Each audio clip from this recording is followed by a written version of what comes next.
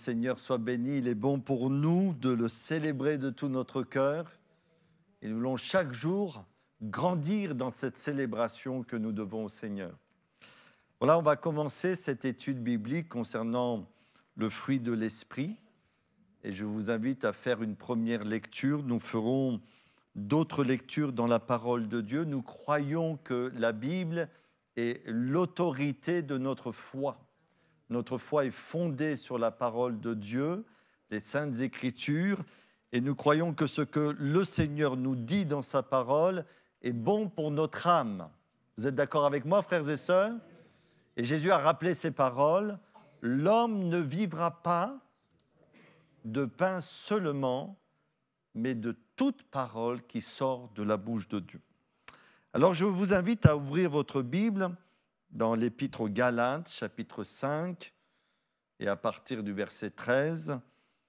Ces quelques versets seront, la base, en fin de compte, de notre méditation concernant le fruit de l'esprit. Et à partir du verset 13, nous lisons ceci. « Frères, vous avez été appelés à la liberté. » Déjà, c'est un merveilleux message que le Seigneur nous adresse. Nous étions esclaves, mais il nous a appelés à la liberté. Si le Fils nous affranchit, nous serons réellement libres. Pas une fausse liberté, une vraie liberté en Christ. Seulement, ne faites pas de cette liberté un prétexte de vivre selon la chair, mais rendez-vous par la charité, serviteurs les uns des autres. Car toute la loi est accomplie dans une seule parole, dans celle-ci, tu aimeras ton prochain comme toi-même. Mais si vous vous mordez et vous vous dévorez les uns les autres, prenez garde que vous ne soyez détruits les uns par les autres. Je dis donc, marchez selon l'esprit et vous n'accomplirez pas les désirs de la chair. Car la chair a des désirs contraires à ceux de l'esprit, et l'esprit en a de contraires à ceux de la chair. Ils sont opposés entre eux, afin que vous ne fassiez point ce que vous voudriez. Si vous êtes conduits par l'esprit, vous n'êtes point sous la loi. Or, les œuvres de la chair sont manifestes. Ce sont l'impudicité, l'impureté, la dissolution, l'idolâtrie, la magie, les inimitiés, les querelles, les jalousies, les animosités, les disputes, les divisions, les sectes, l'envie, l'ivrognerie, les excès de table et les choses semblables. Je vous dis d'avance, comme je l'ai déjà dit, que ceux qui commettent de telles choses n'hériteront point le royaume de Dieu. Mais le fruit de l'esprit, c'est l'amour, la joie, la paix, la patience, la bonté, la bénignité, la fidélité, la douceur, amen, la tempérance, la maîtrise de soi. La loi n'est pas contre ces choses. Ceux qui sont à Jésus-Christ ont crucifié la chair avec ses passions et ses désirs. Si nous vivons par l'Esprit, marchons aussi selon l'Esprit, ne cherchons pas une vaine gloire en nous provoquant les uns les autres, en nous portant envie les uns aux autres. Amen. Frères et sœurs, on pourrait se poser cette question très simple. Pourquoi est-il important, pourquoi est-il primordial pour un chrétien d'étudier ce thème du fruit de l'esprit? Alléluia, il est vrai que le Seigneur veut nous bénir. Je crois encore de tout mon cœur, et nous l'avons entendu un dimanche dernier, que Dieu est capable de sauver, que Dieu est capable de guérir, que Dieu est capable de restaurer, que Dieu est capable de délivrer, que Dieu est capable de consoler, que Dieu est capable de secourir. Dieu veut nous bénir. Mais nous ne devons jamais oublier l'objectif principal de Dieu en nous sauvant.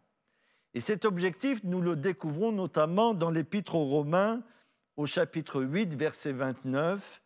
Il nous est dit ceci, et écoutons bien ce soir, « Car ceux qu'il a connus d'avance, il les a aussi prédestinés à être semblables à l'image de son Fils, afin que son Fils fût le premier-né entre plusieurs frères. » Le but de Dieu en nous sauvant, c'est de nous permettre de ressembler à notre Sauveur bien-aimé en toutes choses et en tout point.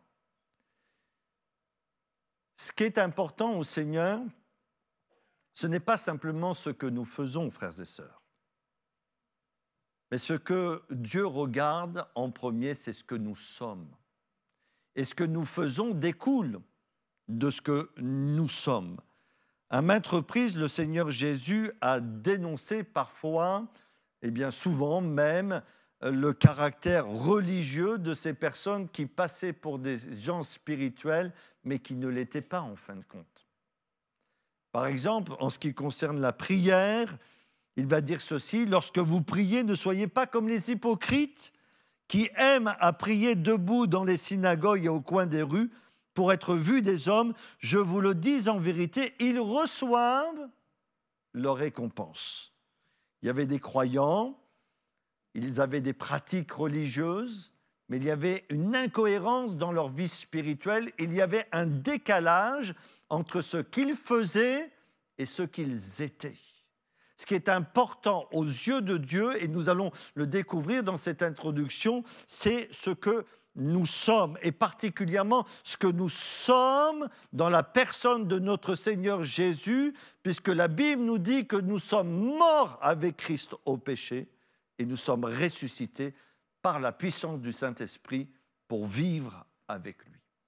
Alors vivre, et je vais m'expliquer sur ce point, vivre le fruit de l'Esprit, c'est aussi vivre la puissance de Dieu dans notre humanité.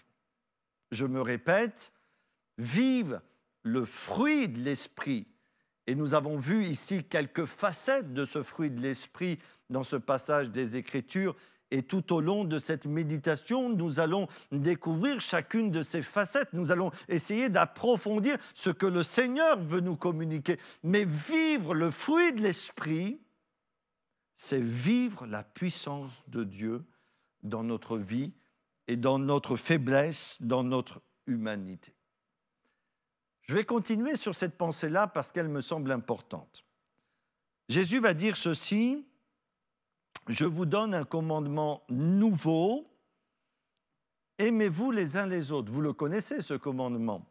« Comme je vous ai aimé. » Donc on doit s'aimer comme Jésus nous a aimés. Connaissant l'amour de Jésus pour nous, nous avons déjà une mesure dans laquelle nous devons aimer aussi ceux et celles qui sont autour de nous, comme je vous ai aimé. Vous aussi, aimez-vous les uns les autres. Mais ce qui m'interpelle, c'est que Jésus va rajouter quelque chose qui me semble tellement important pour chacun d'entre nous. À ceci, tous connaîtront que vous êtes mes disciples si vous avez de l'amour les uns pour les autres. À ceci, tous connaîtront que vous êtes mes disciples. C'est vrai que dans la vie spirituelle, on parle des dons de l'esprit et on fera la différence dans cette étude biblique entre les dons de l'esprit et le fruit de l'esprit. Et quand on parle des dons de l'esprit, on va mettre l'accent sur la puissance du Saint-Esprit, capable de se servir du croyant pour manifester la gloire de Dieu. Mais je suis intimement convaincu, quand on vit le fruit de l'esprit, nous vivons aussi la puissance du Saint-Esprit au travers de notre humanité. J'ai bien aimé ce passage de la Bible, quand Jésus parle de l'amour qui va se dégager de notre vie. L'amour que nous avons connu, l'amour que nous avons reçu, l'amour que nous allons partager. Jésus ne dit pas, s'il y a des miracles au milieu de vous, à ceci, tous connaîtront que vous êtes mes disciples. Il aurait pu le dire. Mais si vous vous aimez les uns les autres comme je vous ai aimé, à ceci, tous connaîtront que vous êtes mes disciples. J'ai retenu un témoignage que je voudrais partager avec vous. Peut-être vous l'avez déjà lu, vous l'avez entendu. Ce témoignage, vous pouvez le retrouver dans le livre La croix et le poignard, où un pasteur a été ému par la ville de New York et particulièrement par des gangs.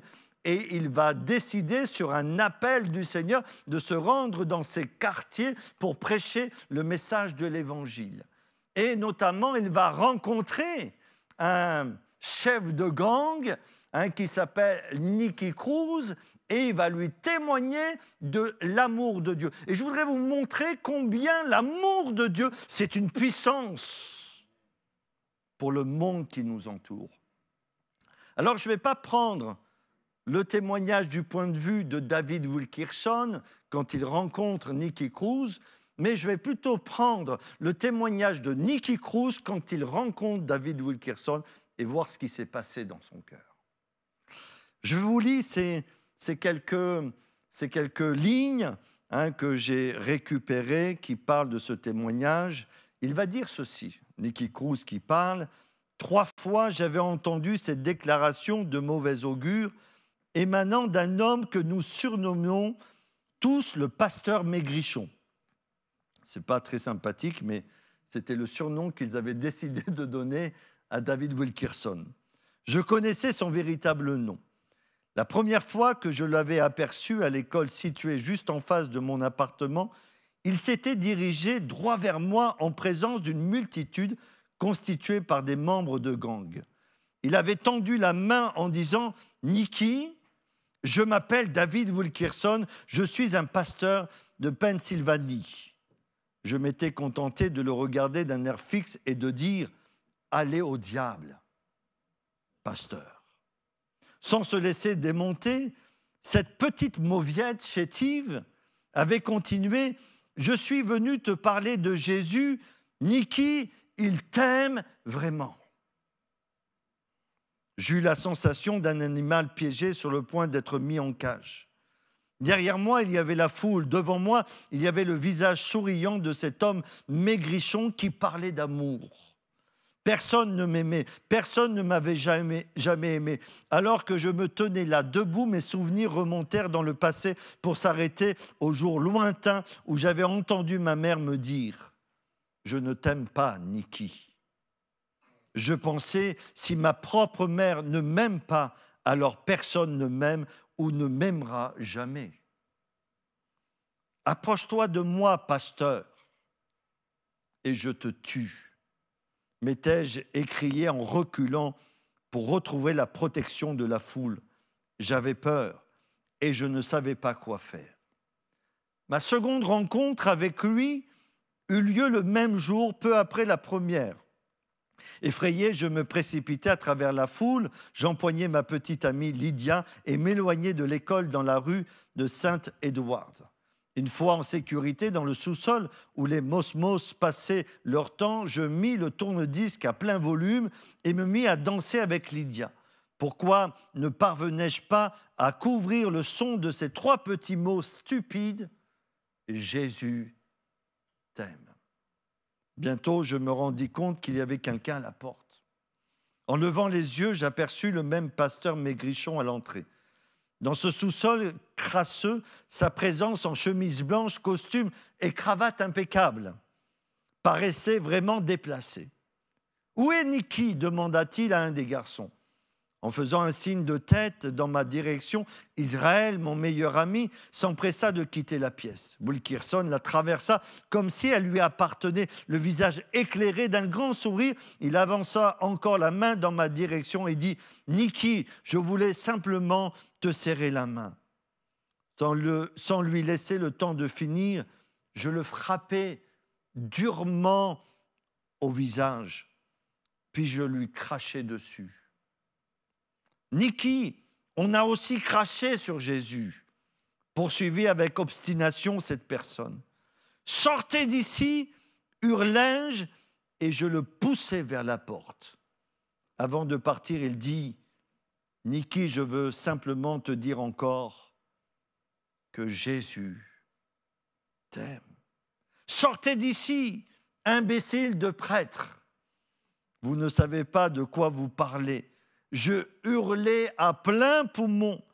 Je vous donne 24 heures pour déguerpir des lieux, ou sinon je vous tuerai. » En se dirigeant vers la porte tout en souriant, il répéta avec calme, « Souviens-toi, Niki, Jésus t'aime. » Et c'est la puissance de l'amour de Christ manifestée au travers de ce pasteur maigrichon qui va permettre à un chef de gang de rencontrer Jésus comme son sauveur personnel.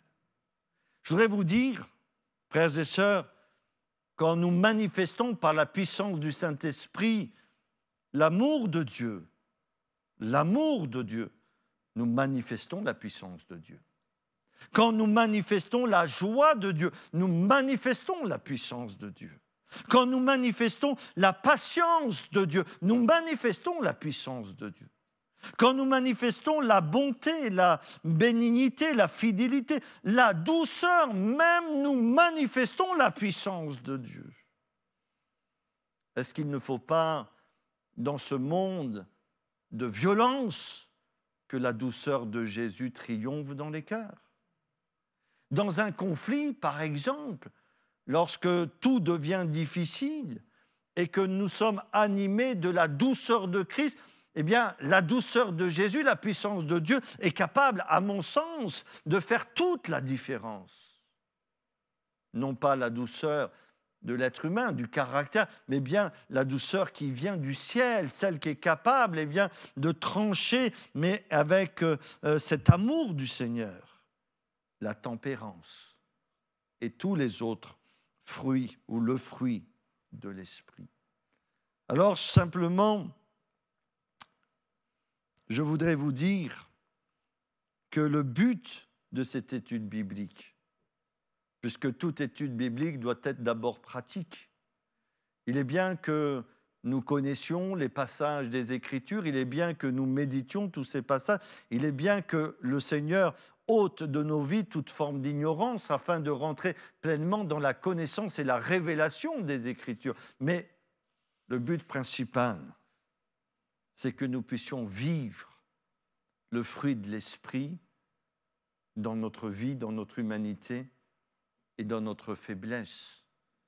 Et que ce fruit de l'esprit en nous puisse bouleverser ceux et celles qui sont autour de nous. Que Dieu soit premièrement glorifié et que nos entourages, nos familles, ceux que nous côtoyons puissent se poser de véritables questions sur nos vies parce que celles-ci, au travers de notre caractère, dégagent véritablement le caractère de notre Seigneur Jésus. Est-ce que ça vous va comme programme? Vous savez, dans ce monde, toutes ces valeurs peuvent être dénigrées, mais nous savons qu'elles viennent du Seigneur et nous voulons les vivre pleinement. Peut-être la douceur, comme je le disais, pour certains, la douceur, c'est pour les faibles, c'est pour les lâches, c'est pour ceux et celles peut-être qui n'ont pas de caractère, justement, et qu'ils se retranchent derrière la douceur parce qu'ils n'ont pas de caractère. Mais non, quand cela vient de Dieu, c'est une puissance qui est capable de faire la différence dans nos familles, dans nos couples, dans l'Église et dans ce monde. Alors commençons par le commencement. La vie chrétienne est un changement de nature. C'est vraiment un changement de nature. Vous connaissez ce passage de la Bible qui dit ceci: ce n'est pas par des choses périssables, par de l'argent, de l'or, que vous avez été rachetés de la vaine manière de vivre que vous aviez hérité de vos pères, mais par le sang précieux de Christ comme d'un agneau sans défaut et sans tache. Nous avons tous hérité d'une nature corrompue. Et il nous est impossible, vous le savez comme moi-même, de nous changer. C'est impossible. Et c'est pourquoi être chrétien, ce n'est pas changer de religion. C'est découvrir un sauveur puissant qui nous transforme et qui nous donne une nouvelle nature, la nature de Dieu. Cette nature que nous avons héritée de nos pères, c'est la nature de la chute, la nature du péché, la nature du mal. Et nous voyons que ce mal se manifeste à tous les niveaux de notre vie, dans nos pensées, dans nos désirs, dans nos paroles, dans nos comportements, dans nos attitudes. Et ici, en opposition au fruit de l'esprit, il nous est parlé de quoi? Il nous est parlé des œuvres de cette vieille nature, les œuvres de la chair qui se manifestent au travers de notre nature corrompue. Mais gloire à Dieu! Et frères et sœurs, quand nous avons des moments de louange, quand nous avons des moments d'adoration, rappelons-nous ce que Dieu a fait pour nous. S'il nous était impossible de nous racheter, s'il nous était impossible de changer de nature, au travers de la mort et de la résurrection de Jésus, nous sommes devenus de nouvelles créatures. Jésus, par son sang précieux, nous a lavés, purifiés, transformés, et nous sommes devenus, par la régénération, par la puissance du Saint-Esprit, de nouvelles créatures. Si quelqu'un est en Christ, les choses anciennes sont passées, il est devenu une nouvelle créature. C'est pourquoi Paul va insister sur la nécessité de prêcher le message de la croix. Le message qui est capable de réconcilier les êtres humains avec Dieu. Et la vie chrétienne n'a rien à voir avec une vie religieuse. Nous avons découvert Jésus comme notre sauveur personnel et il nous a transformés, il nous a donné au travers de la régénération la nature de Dieu, la nature de Christ. Alors s'il y a changement de nature, ça veut dire quoi? S'il y a changement de nature, il y a changement aussi de fruits. Si vous lisez le livre de la Genèse, dans la création, il y a le principe de la fructification. Je vous lis ce passage. Il est dit, puis Dieu dit que la terre se couvre de verdure, l'herbe porteuse de semences, d'arbres fruitiers, donnant sur la terre des fruits selon leur espèce, ayant en eux leur semence. C'est-à-dire, chaque semence portait du fruit selon sa semence, selon sa conception. Remarquez que chaque plante, chaque arbre avait été créé pour porter du fruit selon son espèce. Et si maintenant nous sommes en Christ, des nouvelles créatures, logiquement, qu'est-ce qui se passe dans notre vie? On doit manifester le fruit de cette nouvelle nature. On est en Normandie. Vous me confirmez? Un bon pommier de Normandie. Un bon pommier de Normandie ne se dit pas tous les matins « il faut que j'arrête de produire des épines et que je produise des pommes ». Il produit des pommes, pourquoi? Pourquoi il produit des pommes? Parce que c'est un pommier. C'est dans sa nature de produire des pommes. Ayant reçu la nature de Jésus, logiquement, nous sommes appelés à produire les œuvres de Jésus. Sachant que nous sommes dans le domaine spirituel, il faut saisir qu'il y a quand même deux natures en nous, l'ancienne et la nouvelle nature.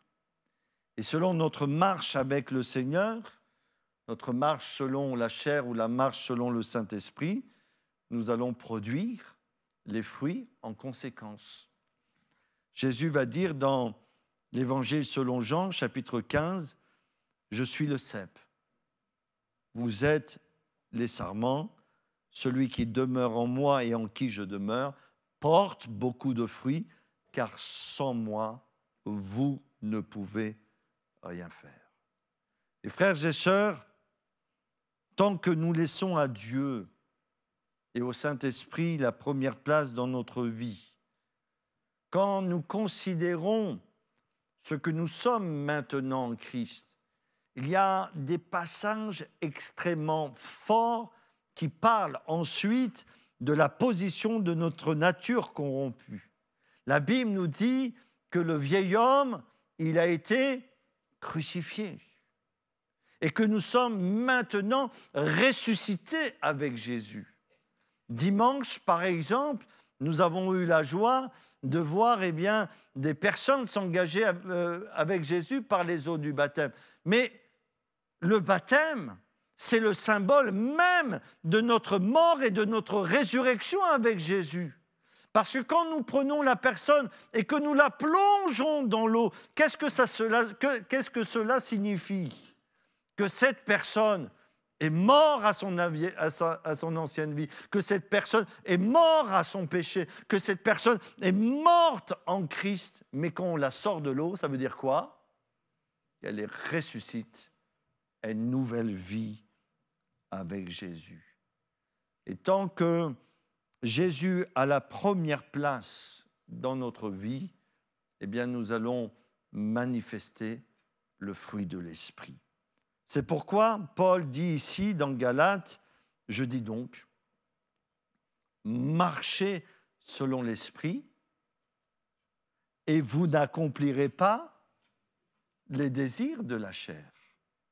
Et comprenez bien que le Seigneur demande, pour vivre selon son cœur, selon ses attentes, selon cette puissance qui va se dégager au travers de notre faiblesse. Oui, nous sommes faibles, mais nous pouvons marcher par l'Esprit pour connaître dans notre faiblesse la puissance du Seigneur dans notre existence. Et puis il dit aussi, ceux qui sont à Jésus-Christ ont crucifié la chair avec ses passions et ses désirs. C'est quelque chose qui doit aussi se produire dans notre vie, bien sûr sur la base que le vieil homme est mort avec le Seigneur et que nous sommes ressuscités avec lui. Alors, il y aurait beaucoup de choses à dire dans cette introduction. Ce qu'on doit retenir, c'est que nous sommes appelés à marcher avec le Seigneur pour produire le fruit de l'Esprit. Et quand nous vivons le fruit de l'Esprit dans toute sa diversité, nous vivons aussi pour moi la puissance de Dieu. Parce qu'il y a ce que nous produisons humainement parlant, ce qui peut être bon, mais il y a ce que nous produisons dans notre vie quand nous marchons par l'Esprit et quand le Saint-Esprit agit au travers de notre vie.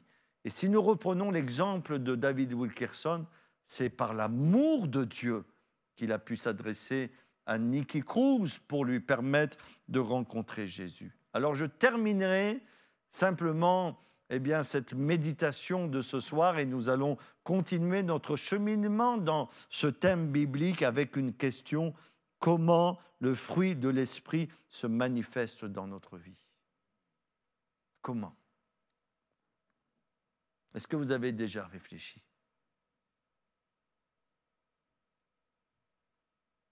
Tic-toc, tic-toc. Le fruit de l'Esprit dans notre vie se manifeste au travers de notre caractère, frères et sœurs. Et c'est pour ça qu'on va parler du caractère de Christ en nous. On va parler des sentiments, d'avoir en nous les sentiments qui étaient en Jésus-Christ. Et quand le fruit de l'Esprit se manifeste au travers de notre caractère, la gloire de Dieu en même temps se manifeste. Souvent, j'ai utilisé une image pour parler de la maturité chrétienne, pour parler des chrétiens qui marchent par l'esprit ou par la chair. Et comme on s'habitue parfois au vocabulaire biblique, les chrétiens qui ont l'habitude d'entendre ce vocabulaire, qui ont l'habitude aussi de lire la Bible, on peut s'habituer même à un certain langage. Moi, souvent, je parle de chrétiens cactus et des chrétiens coton. Vous avez remarqué, les chrétiens cactus, c'est ceux qui vivent selon la chair. Et les chrétiens coton, c'est ceux qui vivent selon l'esprit. Alors déjà, je vois vos visages sourire. C'est que vous avez très bien compris où je voulais en venir. Si on est un chrétien cactus ou si on s'approche d'un chrétien cactus, qu'est-ce qui se passe? Ça pique. Ça fait mal. Aïe. Ça blesse. Et c'est pareil quand on vit selon la chair. On ne produit pas le fruit de l'esprit, mais on produit les œuvres de la chair. Et les œuvres de la chair, ça blesse, ça fait mal, ça souille, ça détruit, ça ne glorifie pas Dieu. Et puis, pour que vous gardiez cette image en tête, le chrétien coton, c'est celui qui marche par l'esprit. Et quand vous êtes à côté d'un chrétien coton, qu'est-ce que ça fait? Ça fait du bien. Vous sentez la douceur, vous sentez l'amour, vous sentez même la patience. Oh, quelle patience! Tout ça, c'est le produit de l'œuvre de l'Esprit dans la vie de celui ou de celle qui permet au Seigneur de régner dans sa vie. Mais c'est une puissance de Dieu aussi pour moi, une puissance qui est capable de changer les cœurs. Alors que Dieu nous aide, que Dieu nous bénisse. On va prier, on peut prier dans ce sens de la parole de Dieu, et puis on peut apporter aussi nos fardeaux, on peut louer, on peut bénir le Seigneur. Saisissons pleinement ce moment que Dieu nous donne, et si on pense à la croix, frères et sœurs, si on pense à ce que Jésus a fait pour nous, on ne peut pas rester la bouche fermée, on ne peut que le célébrer et le louer de tout notre cœur. Amen. Merci.